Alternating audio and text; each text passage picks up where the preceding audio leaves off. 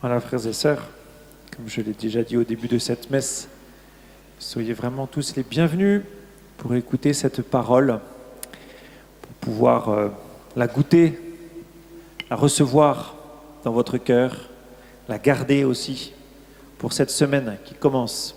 Vous savez que le dimanche, c'est le premier jour de la semaine.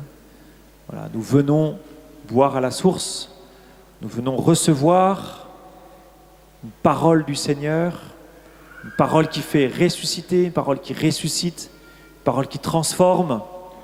C'est la parole la plus puissante qui soit sur terre. Et on l'a entendu 2 fois dans le texte, puisque vous avez entendu 2 fois que le Seigneur parlait avec autorité. Le Seigneur enseigne avec autorité. Il est la parole de Dieu. Il est cette parole qui accomplit ce qu'elle dit, qui fait, qui réalise ce qu'elle dit. C'est pour ça que le Seigneur est dit parler avec autorité. Je vous invite, comme toujours, à noter, prendre des notes. La petite feuille que vous avez, la feuille jaune, elle est prévue, il y a un petit encart. Pas obligé de tout noter, mais je vous invite vraiment à noter pour recevoir ce que le Seigneur veut vous dire à vous. Non seulement par les Écritures, mais aussi par mon propos. Alors, le fil rouge de ces textes, c'est évidemment la question de l'autorité du Christ. Le mot autorité, et donc le but de ces paroles, c'est de vous entraîner, c'est de nous entraîner les uns avec les autres, les uns par les autres, à recevoir cette autorité. Jésus fait 2 choses dans ce texte. Il enseigne avec autorité et il chasse un démon avec autorité. J'espère que la plupart d'entre vous, vous n'avez pas besoin d'être exorcisés. Ce qui signifie que sur ces 2 actions, la plupart d'entre vous sont particulièrement concernés par la première, qui est l'enseignement. Jésus vous enseigne. Jésus veut vous enseigner. Maintenant, si certains pensent, vous savez que le démon existe, donc si certains pensent qu'il y a des choses en eux qui sont liées, pas besoin d'aller jusqu'à une possession, comme dans le film, l'exorcisme, tout ça, pour avoir parfois contracté des liens avec le démon ou avec les démons. Voilà, donc, ça peut aussi parfois exister, et donc il ne faut pas hésiter à demander aux prêtres des prières prévues à cet effet. Donc la question c'est, est-ce que j'accueille, est-ce que je reçois l'autorité du Christ? Parce que le Seigneur parle avec autorité, très bien. Maintenant, qu'est-ce que je fais, moi, de cette autorité? Comment est-ce que je la reçois? Comment est-ce que je reçois cette parole? Dieu est l'autorité suprême. Il est l'autorité suprême de la création, du monde. D'où est-ce que j'accueille le Seigneur dans ma vie? Autrement dit, est-ce que je centre ma vie sur cette autorité? Si Dieu est l'autorité suprême du monde, le chef de M. Macron et de M. Trump, cela signifie, s'il est le chef de tous les hommes, cela signifie qu'il doit avoir, qu'il a une place tout à fait particulière dans ma vie. Et que s'il a cette place tout à fait particulière, ma vie est centrée sur Dieu. Il y avait un polo à une époque que les jeunes portaient, il y avait Jesus, polo américain à la mode, Jesus, one in my life. Jésus, premier dans ma vie, l'unique de ma vie. Donc, 3 points, Dieu a autorité. 2e point, sur moi et avec moi. 3e point, et Dieu me donne autorité. Donc si Dieu a autorité, si vous prenez le mot autorité dans le texte que vous avez entendu, qui revient 2 fois, parfois c'est intéressant d'aller voir le grec. Alors, tout le monde ne peut pas le faire, enfin voilà. Mais il y a ce mot ex-ousia. Le mot autorité, c'est ex-ousia, ek-ousia. Le préfixe ek en grec signifie hors d'eux. Ça signifie l'origine d'un mouvement qui sort.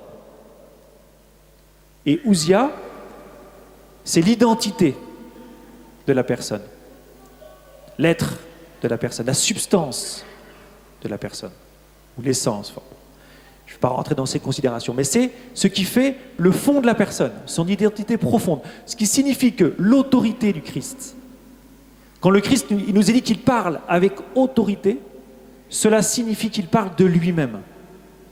Non seulement il parle de lui, mais ce n'est pas qu'il se raconte, c'est que ce qu'il dit vient du plus profond de lui-même. Il est pleinement authentique. Pourquoi ? Parce qu'il est amour. Il est don de lui-même. Et donc lorsqu'il va parler, il va parler avec amour. Pourquoi est-ce qu'il a une autorité si particulière ? Parce qu'il nous aime. Pourquoi est-ce que les gens ont été frappés quand ils l'ont entendu ? Ça devait être extraordinaire, à mon avis, d'écouter le Christ. Ça devait être extraordinaire. Non pas d'abord parce qu'il était doué en éloquence, même si je pense qu'il l'était un peu. Et d'ailleurs, il l'est, parce que quand vous l'entendez prêcher ou enseigner, il a vraiment des techniques tout à fait particulières, notamment la parabole. Mais surtout, et c'est là ce qui fait la différence avec les scribes, qui étaient de bien plus fins connaisseurs que lui de l'écriture, d'une certaine manière, humainement. Mais il est la parole qui se dit dans l'écriture. Et donc lorsqu'il commente l'écriture, il se commente lui-même. Et que lorsqu'il parle aux hommes, il leur parle avec amour. Et je pense que tous ceux qui ont entendu le Christ ont été touchés par cette bonté et cet amour du Christ pour chacun d'eux. Ils ont dû être bouleversés de voir un homme qui ne se contentait pas de les enseigner de l'extérieur, leur donner de belles leçons. Un peu comme parfois les prêtres peuvent faire. Parfois, pas toujours. Mais vous voyez, de parler de son être profond, de son amour pour chacun de ses auditeurs. Dieu parle avec autorité, avec amour. Et cet amour est puissance de transformation, puissance d'expulsion de ce qui n'est pas Dieu, puissance de guérison, puissance de libération. Sa parole touche le cœur et elle le transforme. Deuxième point, Dieu a autorité sur moi, sur chacun d'entre nous. Est-ce que la prédication du Christ a suffi pour transformer les cœurs? Non. Jésus est Dieu, et pourtant, tout ce qu'il a dit, tout ce qu'il a fait, n'a pas suffi pour transformer les cœurs. Sinon, les grands prêtres et les scribes ne l'auraient pas crucifié, comme le dit saint Paul, et comme le disent les apôtres à la résurrection. Si sa parole, si son enseignement avait suffi pour transformer les cœurs, eh bien, il n'aurait pas été crucifié. Qu'est-ce qui s'est passé ? C'est que cette autorité, elle est profondément humble. Que cette autorité, elle ne peut s'exercer sans l'acquiescement de celui qui écoute. Cette autorité de Dieu, elle ne peut s'exercer dans votre cœur qu'avec votre oui. Elle ne peut s'exercer qu'avec votre consentement, votre acceptation. Pourquoi ?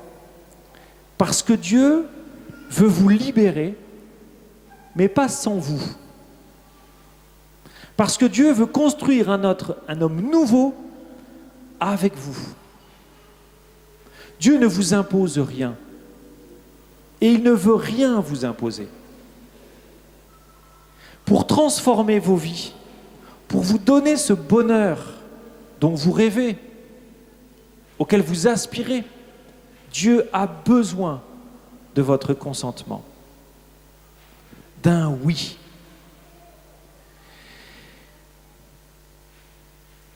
Il y a un mot qui peut faire peur, mais je vais l'oser. Dieu a besoin de votre soumission. Alors c'est un mot qui fait peur, qu'on n'aime pas beaucoup, pour plein de raisons, parce que nous sommes dans un monde très blessé par rapport à l'autorité et l'obéissance, aussi parce que nous avons l'exemple de l'islam, où on y voit une religion de la soumission, où l'homme fait, et parfois même on a cette image pour notre propre religion, où on y voit une obéissance, on va dire, d'esclave, soumise à des commandements de l'Église, à des commandements de Dieu, et on ne pourrait pas discuter, il faudrait obéir à la lettre, et Dieu serait ce sergent qui nous obligerait à faire ceci ou cela. La soumission est beaucoup plus que cela, évidemment. La soumission au sens chrétien du terme est beaucoup plus que cela. Parce que c'est une soumission qui est vécue, comme je l'ai dit, par un consentement. Et finalement, la soumission du chrétien devant son Seigneur, devant Dieu, c'est l'offrande de lui-même. S'offrir soi-même à Dieu. Ce que vous faites à chaque messe, pour ceux et celles d'entre vous qui venez communier, vous venez communier en disant Amen, oui. Vous vous offrez vous-même. D'une certaine manière, c'est cette soumission que Dieu attend. Et vous voyez combien c'est une soumission qui est libre, qui est offerte, où vous offrez votre liberté. Et le Seigneur, prenant votre liberté, eh bien vous transforme. Il a besoin de vous. Il a besoin de votre oui. Il a besoin de votre oui. Aujourd'hui, comment recevoir et écouter la parole? Le premier geste, et c'est ce que je vous invite à faire aujourd'hui, profondément dans le secret de vos cœurs, c'est de vous offrir. Depuis combien de temps, est-ce qu'un jour, avez-vous dit un jour à Dieu que vous lui offriez votre vie et votre cœur? Lui avez-vous dit? Certains sûrement l'ont déjà fait. Et si vous l'avez déjà fait, depuis combien de temps ne l'avez-vous pas renouvelé? Et bien moi je vous invite, pour ceux qui le souhaitent, à l'écrire. L'écrire aujourd'hui, pourquoi pas, vous pouvez prendre comme toujours, sur le bulletin de la messe, vous avez ce petit encart, je choisis un effort, je ne sais plus exactement quelle est la formule, vous pouvez l'écrire. Aujourd'hui, je décide de me donner à Dieu. Aujourd'hui, je m'offre au Seigneur. Et vous le déposez dans le panier de quête, tout simplement. Vous pouvez le faire. Vous pouvez aussi prendre un temps cet après-midi où vous allez écrire un acte d'offrande. Sainte Thérèse a écrit un très bel acte d'offrande. La plupart des saints, dans leurs écrits, dans leurs discours, on a retrouvé un acte d'offrande d'eux-mêmes. C'est important de faire passer, si vous voulez, votre désir, votre décision profonde, par un acte concret. Je décide de m'offrir. Quelle que soit la formule. Mon Père, je m'abandonne à toi. Vous connaissez ce chant, c'est d'abord la prière de Charles de Foucault. Je m'abandonne à toi. Il l'a écrite. Il l'a écrite un jour. Vous pouvez l'écrire et en bas, vous la signez. Et vous la gardez dans votre portefeuille. Vous l'affichez dans votre coin prière, au-dessus de votre lit. Nous sommes, frères et sœurs, des êtres de chair, corporels. Nous avons besoin de ces actes concrets qui signifient ce que nous avons à l'intérieur de nous-mêmes. Et puis,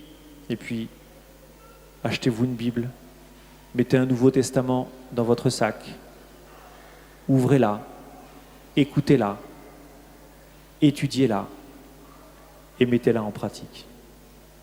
Écoutez, étudier, mettre en pratique. 3 verbes pour recevoir l'Écriture. Écouter, étudier, mettre en pratique. Voilà, ma dernière partie très courte. Il y a un autre verset dans l'évangile de Marc un peu plus loin au chapitre 13 où il est écrit ceci.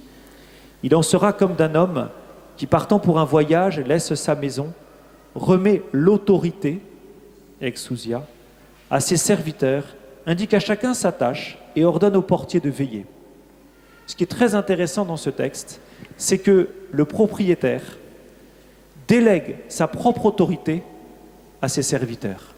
Frères et sœurs, l'Église a reçu l'autorité du Christ. Tous ensemble, nous sommes l'Église. Tous ensemble, nous avons reçu l'autorité du Christ. Tous ensemble, si nous prions pour la guérison les uns et des autres, pour l'exorcisme les uns et des autres, le Seigneur nous exaucera parce que nous possédons cette autorité tous ensemble. Et plus que cela, et forcément, j'en profite pour vous rappeler ce mouvement d'invitation dans lequel nous sommes pour cette retraite de carême. Vous avez l'autorité pour inviter. Vous avez le mandat pour inviter des personnes. Vous avez l'autorité pour le faire. Vous pouvez le faire. Peut-être que les gens vous répondront non. Qu'importe. Soyez sans crainte. Dieu est avec vous. Il vous a donné cette autorité. Sa propre autorité pour aller chercher les gens. Vous savez, quand Jésus est allé voir Lévi, le publicain, il lui a dit 2 mots. Suis-moi.